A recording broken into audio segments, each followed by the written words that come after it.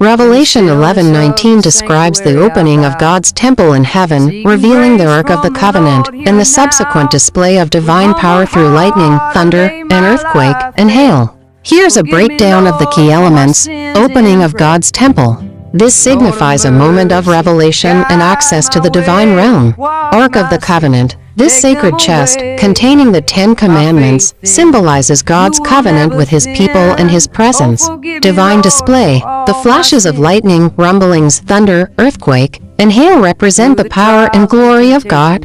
This passage is often interpreted as a symbol of the end times, where God's power and judgment are revealed, and the divine realm is made accessible. It says, love your neighbor as yourself.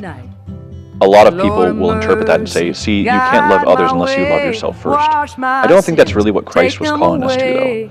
I think the way that He's calling us to that, and I've looked at a lot of patristic commentaries, I have yet to find a father who talks about how we need to love ourselves first. They usually focus on the other part, that we should love others. How much do we love ourselves?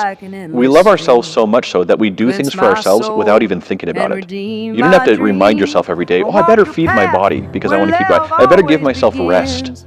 I better go brush my teeth and walk. You don't really have to think about those things. They're just automatic. They become thoughtless. I think that's the type of self-love that we want. The one that doesn't really think of itself.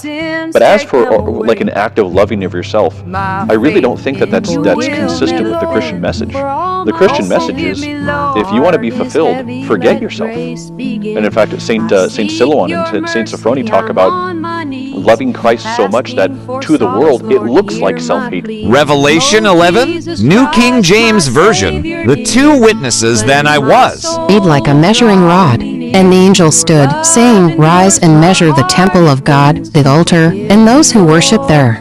2 But leave out the court which is outside the temple, and do not measure it, for it has been given to the Gentiles. And they will tread the holy city underfoot for 42 months. 3 And I will give power to my 2 witnesses, and they will prophesy 1,260 days, clothed in sackcloth. For these are the 2 olive trees and the 2 lampstands standing before the God of the earth. 5 And if anyone wants to harm them, fire proceeds from their mouth and devours their enemies.